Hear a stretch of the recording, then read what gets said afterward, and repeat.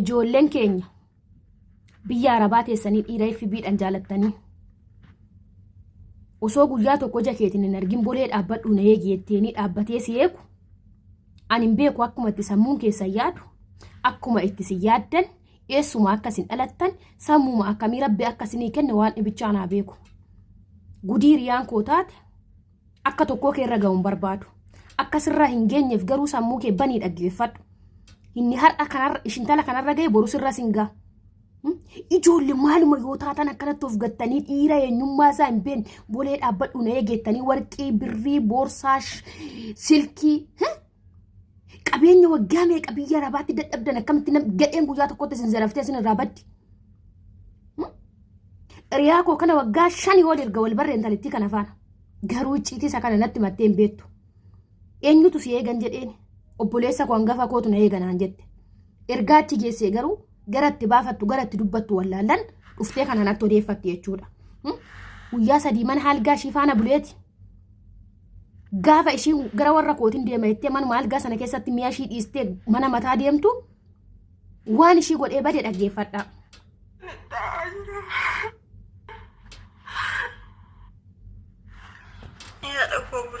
Nagaa waaqayyoo siif haa ta'u siin jedha koodee koo maallatti dubbataa isin hin galu isin jedheen isinitti haasa'aa jira akka irraa barattuuf of wallaaltu nundi kee jechuudha. Waggaa dheeraa wajjin ture tokkotu ture innis maal seete guyyaa kaleessatti guyyaa dheengaddaa wajjin hin turre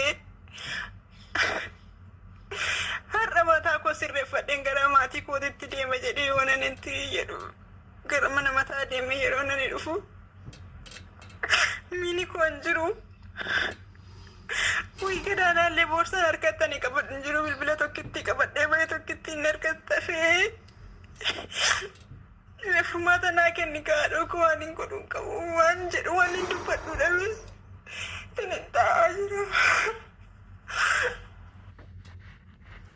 dhageessan wayne yaa shamarran keenya yaa shamarran biyya arabaa nagaa sin gaafachuun irraafannee nagaa siniif haa baay'atu hordoftoota koo hunduma keessan akkam nagaa keessanii nagaa koote obboleettiin teessanii baga nagaa taatanii anaa dhufuu jedheen jira laayik sheer gochaa koottamee ani kanan jedhu keessaa waa tokko jira beektu lamarree sadii illee hin baay'isu tokkichuman jedha waa'ee micoo kanaarraa micoon kun dheengadda kan galte Dubaay irraa kan galte waggaa baay'ee Dubaay keessa kan hojjette maatitti osoo hin himne jaalallee rakkata jaalalleen kunis isatu isaan na fuudhi jettee waarratteetu galte jechaadha isa dheengaddaati beejoollee isaa ji'a 2 ji'a 3 seetanii kaleessa malee dheengadda innaa booletti dhaqee fuudhee waarrate achi booda mana kaawwatee guyyaa 2 guyyaa 3 tokko wajjin buleet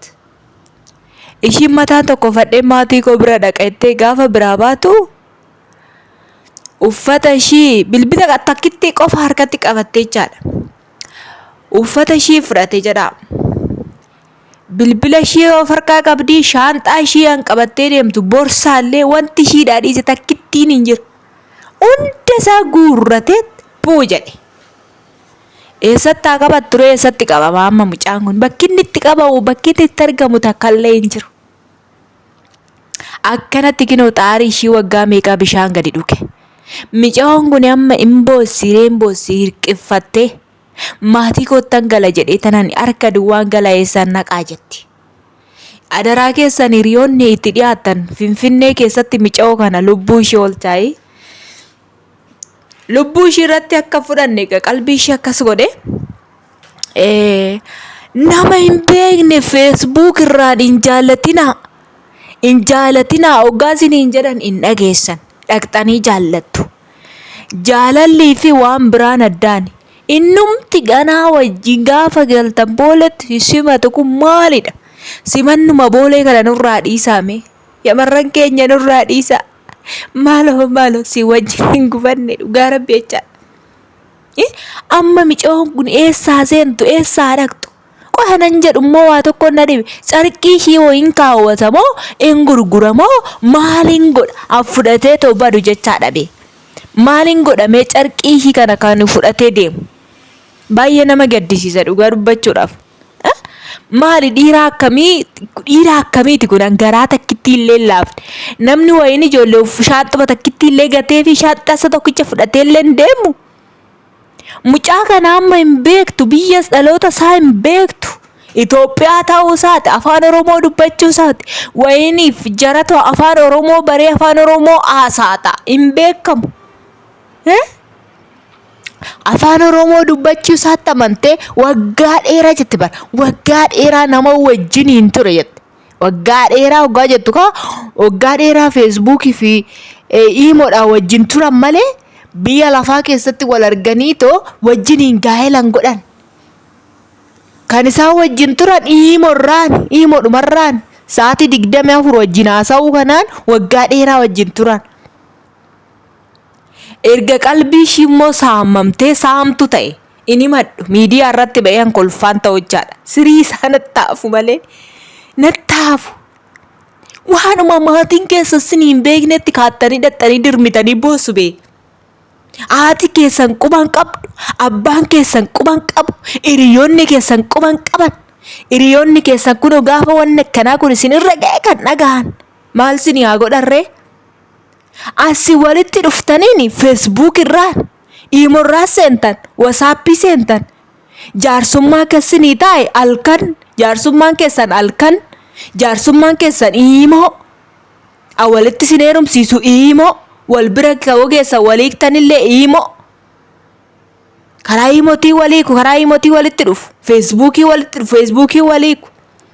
Wantumti jaarsummaa feesbuukii jaalalli feesbuuk irraa dhufu kun hundi isaa foorjidiidha. Orijinaalli takkallee hin jiru keessaan argattan. Lakkii yaa shamarran keenya, lakkii sinii wayya. Maa dadhabbii keessan garba nyaachistu, haadha keessanii maa mana hin ijaarre. Wayin immoo waanuma barbaadde waanuma umaallee yoo gochuu baattanii sinirraa hafe rakkataa karaarra deemu. Hiyyeessa waan nyaatee uffatu hin qabne maan uffifne. Biyya lafaa kanarraa hin deemtaa boru ittiin argattaa waa. Maalumanni sammuun keessa maal ta'ee sinii kataa biloonii sammuu sin keessa siruma isaa hin jiruun jedha bara shamarran akkanaa kana. Biloonii sammuu siruma hin qabdan natti fakkaata. Dhugaa baay'een gaddeen waa'ee mica'oo kanaa egaa waan godhamu hin jiru jajjabeessuudha. Amma ta'e kabrii walitti fuudhanii $10 walitti fuunee gara biyyaa ishii geessina. Hordoftoota chaanaalii kooti sagalee koo isinitti hin baay'isu. Of eeggadhaa isiniin jechuun barbaada. Waan na dhaggeeffattaniif hedduutti akka galatooma. Like share gochuun dagatina. Warroonni maamila mana koof aaraa taata hireef dhuftan asumaan maatii ta'uu hin dagatina isiniin jedha. Yeroo gaarii naaf qabaadha. Barumsa argadhaa. Adaraa keessan hin nyaataminaayi. Ciao ciao isiniin jedha. I love you.